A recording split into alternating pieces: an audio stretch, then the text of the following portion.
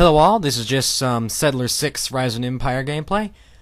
Okay, if you like city building games, you'll like this game. If you've never played it before, never heard of it, there's a free demo available online. Go to gamershell.com or thesettler6.com or somewhere. It's really great. There's one thing about this game though. It's a German game, but everybody in it has a British accent.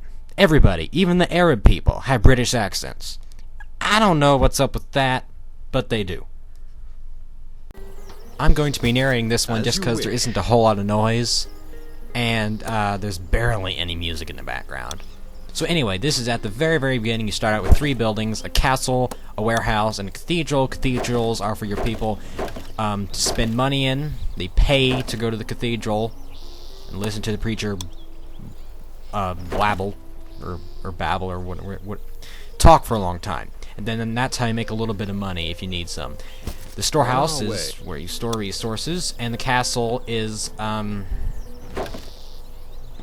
higher upgraded castle you have, the more soldiers you can have. And this is one of those city games where they try to incorporate on your orders. My knowledge of construction reduces the cost fighting of combat buildings. into it, and that never works out for any city building games.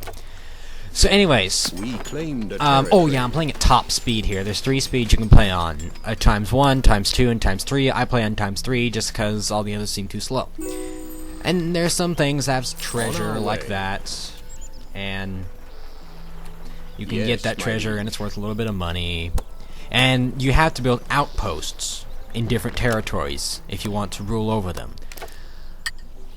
And I don't have enough money here. It says I don't have enough gold, so now I'm going to call the whole 3 people who live in the commercial part of my city to go into my cathedral. But my cathedral only seats 10 because it is very small.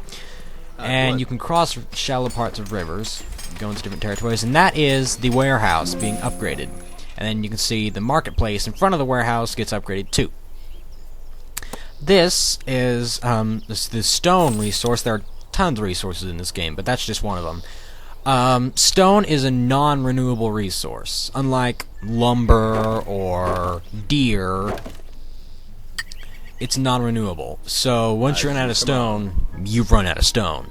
So you have to be a little bit thrifty with it. And this is my castle being upgraded. But you can also turn the camera, as I'm about to do in a second. You can zoom in, then you can flip it around. And now I can upgrade my knight to its next rank, so I can build more buildings. Which I'll be doing in just a second. There you go. I get a little charter, and then it says, "Congratulations, you are now a sheriff," which is not very, very high. And that's the little celebration going on. My people being like, "Yay! We're looking the wrong direction. The knight's behind us, but we're cheering for him. Don't worry." And then you can zoom into the settler, third-person settler view. You can watch them work if you're really bored and a bad player.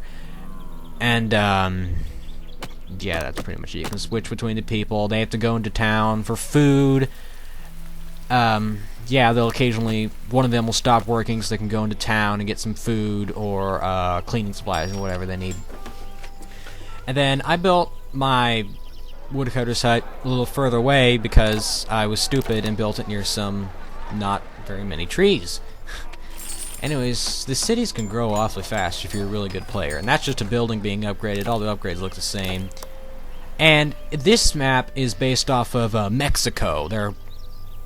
I mean, all the places in this game are based off of real world places, and this is just like Sonoran, Mexico. So that's why there's so few trees and it's so dirty looking stuff. The castle looks better and better. Yes, and your people will tell you, "Oh yes, the castle looks so wonderful," or "We hate our leader, he sucks." And then you can, well actually really, you can't even hurt those people. You can demolish their buildings and then you just go into the storehouse and like disappear. Anyways, and there are some rather long production chains. Here we have some grain, which was taken to the storehouse, and then bakers come and take the grain and make that into bread. And here we have a beekeeper who makes honey. That honey is taken to the storehouse, and then that honey is taken from the storehouse by these tavern keepers and made into mead. And as you get later in the game, you can get some really, really long production chain. Okay, this is a short little overview. It is a city building game, and if you like city building games, you'll love this. It's a really great one. As you can tell, it's in a very long line of games. I think the Settlers 1 was released. I don't even know. It was a long time ago. But it's been very successful, and it's German, and there's a demo available online.